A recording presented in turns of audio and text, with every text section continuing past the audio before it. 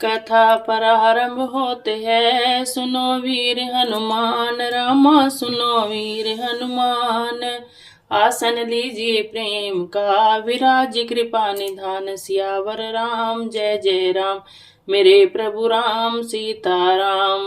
बोलिए सियापति रामचंद्र महाराज की जय, बोलिए पवन सुत हनुमान जी की जय, बोलिए कार्तिक महात्म्य की जय, बोलिए कृष्ण भगवान की जय। 12वां अध्याय आज हम करेंगे। 12वां अध्याय अभी तक आपने सुना कार्तिक का व्रत स्नान की कथा। अब तुलसा जी के पति की कथा चल रही है। उन्होंने कैसे युद्ध में देवताओं के साथ क्या व्यवहार किया, कैसे उन्होंने देवताओं को जीता। आइए करते हैं 12वां अध्याय।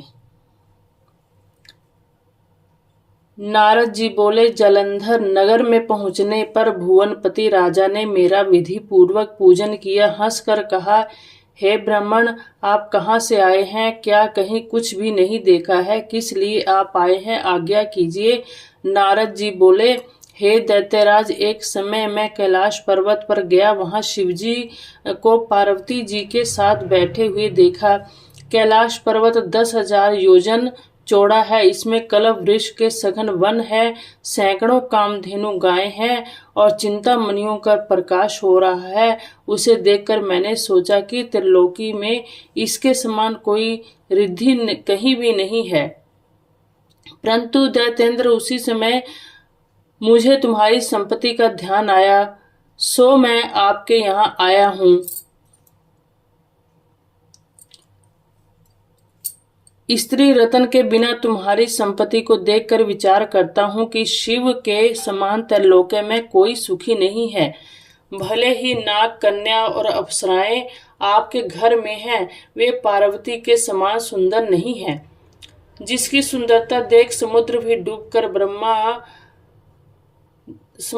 डूबकर ब्रह्मा ने भी अपना वीर्य छोड़ दिया। उसकी क्या उपमा दी जा सकती है? मछली का रूप धारण कर जिस पार्वती ने कामदेव के शत्रु महादेव जी की सुंदरता रूपी वन में अपनी लीला से भ्रमण कराया, और पार्वती जी के समरूप ब्रह्मा ने भी दूसरी रचना करनी चाहिए परंतु ना कर सके।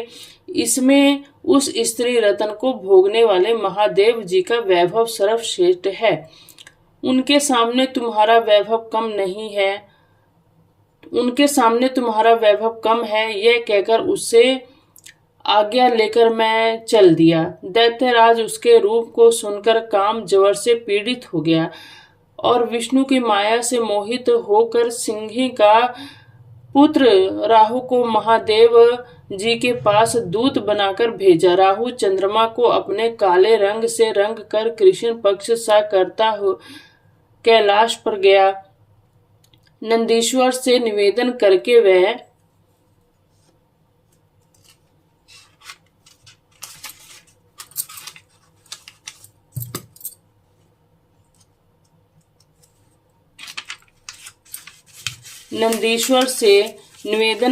वह महादेव जी के पास गया और कहने लगा,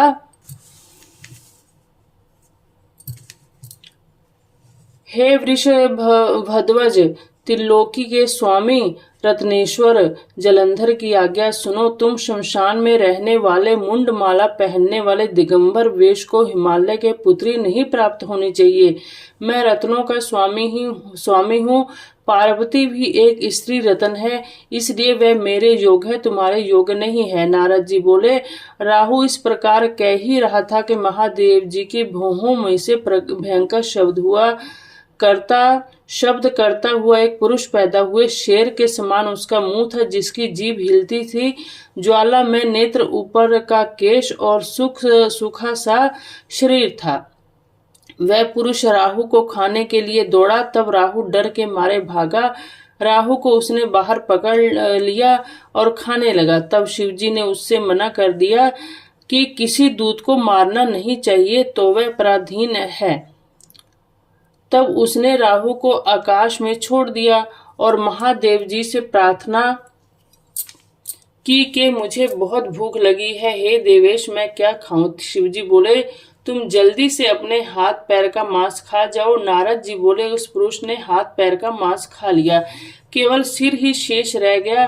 तब शिवजी उसे देख बड़े प्रसन्न हुए और बोले तेरा नाम कीर्तिमुख है, तू सदा मेरे द्वार पर रहा कर। उस दिन से कीर्तिमुख शिवजी के द्वार पर रहने लगा। जो कीर्तिमुख का पहले पूजन नहीं करता उसकी पूजा निष्फल रहती है। उसके द्वारा फेंका हुआ राहु बर्बर स्थान में गिरा, जिससे वह पृथ्वी में बर्बर नाम से प्रसिद्ध हुआ है। राहु ने अपना दूसरा जन्म मानकर जलंधर से जाकर सब बातें कहीं। कथा समाप्त होते है, सुनो वीर हनुमान, रामा सुनो वीर हनुमान। राम लखन सिय जान की, सदा करे कल्याण। सियावर राम जय जय राम, मेरे प्रभु राम सीताराम। बोलिए सियापति रामचंद्र महाराज की जय। बोलिए पवन सुत हनुमान जी की जय। बोलिए कार्तिक महात्म्य की जय। बोलिए विष्णु भगवान की जय।